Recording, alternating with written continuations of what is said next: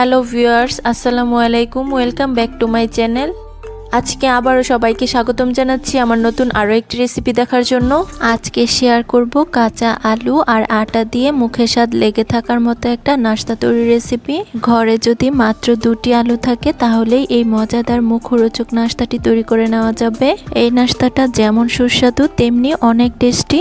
এই নাস্তাটি আপনি যদি একবার কাউকে বানিয়ে খাওয়ান, সে কিন্তু দ্বিতীয়বার রিকোয়েস্ট করবে এটা আবারও খাওয়ানোর জন্য। তাই ভিডিওটি শেষ পর্যন্ত দেখতে থাকুন। আশা করছি সবার কাছে ভীষণ ভালো লাগবে। ভালো লাগলে প্লিজ একটি লাইক দিয়ে চ্যানেলটিকে সাবস্ক্রাইব করে দিবেন আর পাশে থাকা বেল আইকনটি প্রেস করে দিতে পারেন যেন পরবর্তী ভিডিও নোটিফিকেশন সবার আগে পৌঁছে যায়। তাহলে চলুন দেখে নেওয়া যাক আজকের এই মজাদার মুখরোচক নাস্তাটি কিভাবে তৈরি করছি। ফার্স্টে এখানে দেখুন আমি 3টা কাঁচা আলু নিয়েছি। আলুগুলোর খোসা আমি আগেই খুব ভালোভাবে ছাড়িয়ে নিয়েছি। এখন এরকম একটা গ্রেটারের সাহায্যে আলুগুলোকে গ্রেট করে নিব।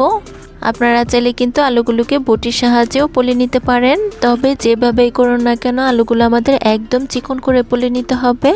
বন্ধুরা, সকাল বিকেলের নাস্তায় আলু দিয়ে তো আমরা অনেক রকমের নাস্তা তৈরি করে থাকি।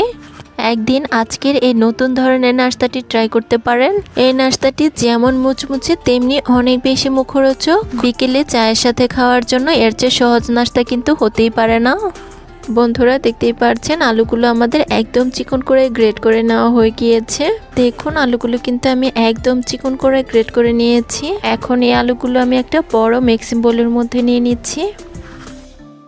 দেখুন গ্রেট করা আলুগুলো আমাদের মিক্সিং বোলের মধ্যে নিয়ে নেওয়া হয়ে গিয়েছে। এখন এই আলুগুলোর মধ্যে আমি পর্যাপ্ত পরিমাণ পানি অ্যাড করে আলুগুলোকে খুব ভালোভাবে ধুয়ে অন্য একটা পাত্রের মধ্যে নিয়ে নিব।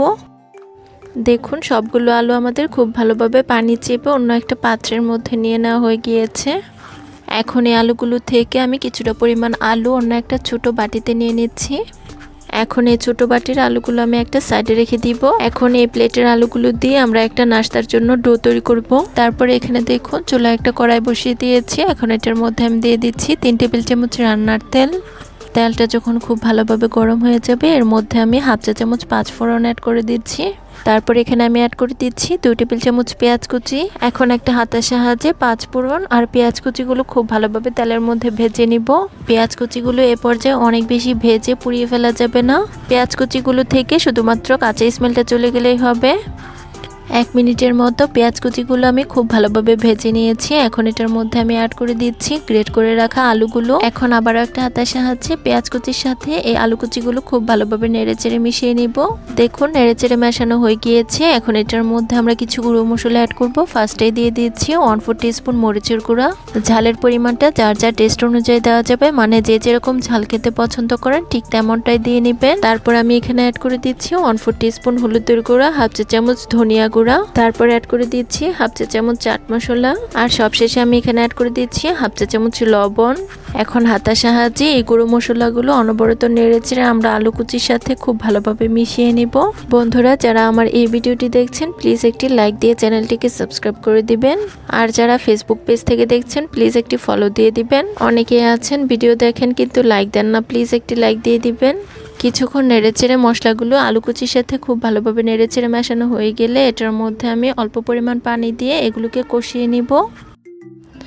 বন্ধুরা, আমি 1 থেকে 2 মিনিটের মতো আলু কুচিগুলো খুব ভালোভাবে কষিয়ে নিয়েছি আর দেখতে পাচ্ছেন পানিটা কিন্তু খুব ভালোভাবে টেনে নিয়েছে। এখন এই আলুর মধ্যে আমি অ্যাড করে দিচ্ছি 1 কাপ পরিমাণ পানি। এখন হাতের সাহায্যে এই সব কিছুকে খুব ভালোভাবে নেড়েচেড়ে মিশিয়ে নিচ্ছি। দেখুন নেড়েচেড়ে মেশানো হয়ে গিয়েছে। এখন এটা খুব ভালোভাবে ফুটে ওঠা পর্যন্ত অপেক্ষা করব। বন্ধুরা, দেখতে পাচ্ছেন আলুর ঝোলটা আমাদের খুব ভালোভাবে ফুটে উঠেছে। এখন এটার মধ্যে আমি অ্যাড করে দিব 1 কাপ পরিমাণ আটা। আটার পরিবর্তে আপনারা চাইলে কিন্তু এখানে ময়দা কিংবা চালের গুঁড়ো অ্যাড করতে পারেন, কোনো অসুবিধা নেই। চালের গুঁড়ো অ্যাড করতে পারলে নাস্তাগুলো খেতে কিন্তু আরো বেশি মজার হবে। এখন একটা হাতের সাহায্যে অনবরত নেড়েচেড়ে আমরা একটা ডোর মতো তৈরি করে নিব। নাস্তার জন্য এই ডোটা হতে কিন্তু খুব বেশি একটা সময় লাগবে না। কিছুক্ষণ নাড়তে থাকলে দেখা যাবে খুব ভালোভাবে আমাদের ডোটা সিদ্ধ হয়ে গিয়েছে। বন্ধুরা, দেখতেই পাচ্ছেন ডোটা আমাদের হয়ে গিয়েছে। এখন আমাদের চুলা জালটাকে বন্ধ করে দিতে হবে আর এই ডোটাকে অন্য একটা পাত্রে নিয়ে নিতে হবে। তার জন্য এখানে দেখুন একটা মিক্সিং বোল নিয়েছি। এখন এই মিক্সিং বোলটার মধ্যে আমি ডোটাকে নিয়ে নিচ্ছি। দেখুন মিক্সিং বোলের মধ্যে আমাদের ডোটা তুলে নেওয়া হয়ে গিয়েছে। এখন এই ডোটা হালকা ঠান্ডা হওয়া পর্যন্ত অপেক্ষা করছি। 5 থেকে 7 মিনিট পর ডোটা যখন হালকা ঠান্ডা হয়ে গিয়েছে, এটার মধ্যে আমি এখন অ্যাড করে দিচ্ছি 3 টেবিল চামচ ধনিয়া পাতা কুচি। তারপর আমি এখানে অ্যাড করে দিচ্ছি 1 টেবিল চামচ কাঁচামরিচ কুচি। এখন হাত দিয়ে এই সব কিছু উপকরণ নাস্তার ডোটার মধ্যে খুব ভালোভাবে আমরা মিশিয়ে নেব। আর খুব ভালোভাবে মধ্যে আমরা একটা সফট ডো তৈরি করে নিব। এ পর্যায়ে আপনারা চাইলে কিন্তু নাস্তাটির মধ্যে ডিম দিতে পারেন, তবে ডিম ছাড়াই এই নাস্তাগুলো খেতে কিন্তু আরো বেশি টেস্টি হয়। নাস্তাটির জন্য এই ডোটাকে কিন্তু আমাদের এ পর্যায়ে একটু সময় নিয়ে মথে নিতে হবে। প্রথমে একটু আঠালো মনে হতে পারে, কিন্তু কিছুক্ষণ মথে নেওয়ার পর এটা ঠিক হয়ে যাবে। আমি 3 থেকে 4 মিনিট অনবরত ডোটাকে খুব ভালোভাবে মথে নিয়েছি। এখন এই ডোটা সেট হওয়ার জন্য আমি রেস্টে রেখে দিচ্ছি 5 মিনিটের জন্য।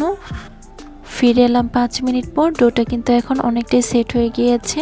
এখন এই ডোটাকে আমি বোর্ডের উপর নিয়ে নিচ্ছি, আর এটার মধ্যে আমি অল্প পরিমাণ আটা ছিটিয়ে নিচ্ছি।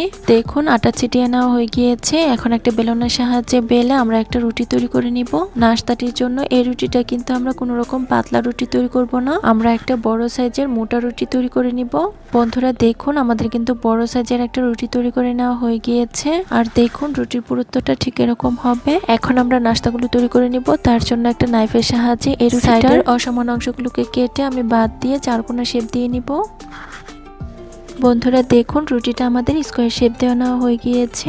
এখন এই সাইডের অংশগুলো কিন্তু আমরা ফেলবো না, এগুলো দিয়ে আবারও রুটি বেলে আমরা নাস্তা তৈরি করে নিব। তারপর এই রুটিটাকে প্রথমে আমি লম্বালম্বি ভাবে কেটে নিচ্ছি, তারপর এটাকে আড়াআড়ি ভাবে কেটে স্কোয়ার শেপ দিয়ে নিচ্ছি। এখন এই নাস্তাগুলোকে আমি একটা প্লেটের মধ্যে নিয়ে নিচ্ছি, আর একইভাবে বাকি সবগুলো নাস্তা আমরা বানিয়ে নিব।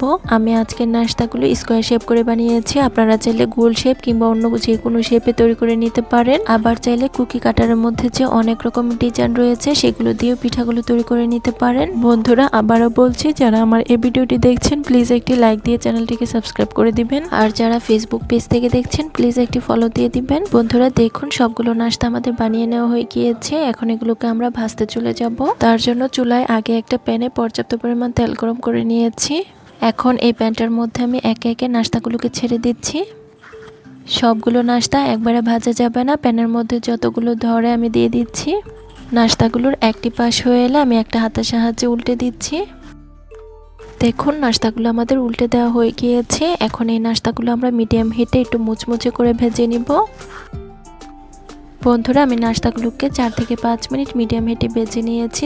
খুব সুন্দর একটা কালারও চলে এসেছে। এখন নাস্তাগুলোকে আমি খুব ভালোভাবে তেল ঝরিয়ে তুলে নিচ্ছি। বন্ধুরা দেখুন সবগুলো নাস্তা আমাদের খুব ভালোভাবে তেল ঝরিয়ে তুলে নেওয়া হয়ে গিয়েছে। এখন একইভাবে বাকি সবগুলো নাস্তা আমরা তেলের মধ্যে ভেজে নিব। বন্ধুরা দেখুন একইভাবে আমি বাকি নাস্তাগুলো তেলের মধ্যে ভেজে নিয়েছি। আটা ও আলু দিয়ে আজকের নাস্তাগুলো যেমন মুখরোচক তেমনি অনেক টেস্টি। ঝটপট ইউনিক কিছু নাস্তা তৈরি করতে চাইলে আজকের এই নাস্তাটা ট্রাই করতে পারেন। একবার বাসায় এই নাস্তাটি বানালে সবাই কিন্তু এটারই প্রশংসা করবে, আর এই নাস্তাটির স্বাদ কিন্তু মুখে লেগে থাকবে। আশা করছি আমার আজকের আলু দিয়ে নতুন ধরনের এই নাস্তাটি সবার কাছে ভীষণ ভালো লেগেছে। রেসিপি ভালো লাগলে চ্যানেল সাবস্ক্রাইব করে সাথে থাকবেন, আর যারা ফেসবুক পেজ থেকে দেখছেন প্লিজ একটি ফলো দিয়ে দিবেন। সবাই অনেক বেশি ভালো থাকবেন। ধন্যবাদ সবাইকে। আল্লাহ হাফেজ।